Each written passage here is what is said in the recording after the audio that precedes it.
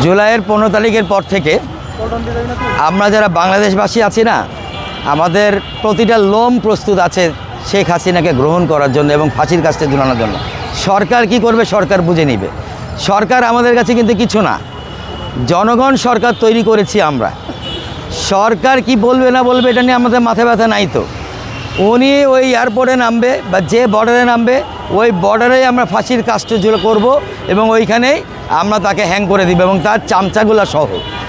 যদি উনি এয়ারপোর্টে নেমে আমরা তাদেরকে টেনে নিয়ে আসি, তাহলে আপনারা দেখবেন এই শাহবাগের মোড়ে আগামীকাল থেকে শেখ হাসিনার জন্য ফাঁসির কাস্টে তৈরি হবে এবং তার চেলা চামুন্ডাদের জন্য আমরা এখানে ফাঁসির কাস্টে তৈরি করব। এবং উনি যেদিন বাংলাদেশে ঢুকবে আমরা পুরো বাংলাদেশি সেদিন 5ই আগস্টের দিন যেরকম কোটি কোটি মানুষ নেমেছিলাম আমরা পুনরায় নামবো।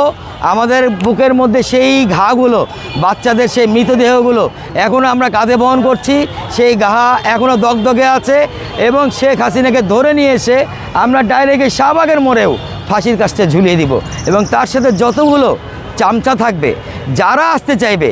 এবং ওই দিন আরেকটা কথা আমরা বলে দিই, যেটা আমরা 5ই আগস্ট করি নাই, ওই দিন বাংলাদেশে যে দালালরা শেখ হাসিনার দালালি করবে, ফ্যাসিজমের দালালি করবে, সেই দালালদেরকেও একই আগুনে মরতে হবে, একই ফাঁসির কাস্টে ঝুলতে হবে।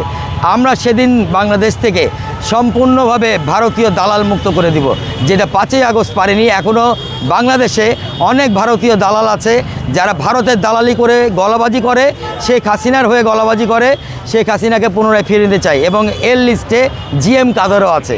জিএম কাদের বলেছে না যে ওনার দ্রুত ফিরে আসা দরকার, ওনার দ্রুত ফিরে আসা দরকার, কারণ ফাঁসির কাস্টে যে রশি আছে তার পেট চুলকাচ্ছে, কখন সে শেখ হাসিনার গলাটাকে তার মধ্যে নিবে এবং ঝুলে পড়বে।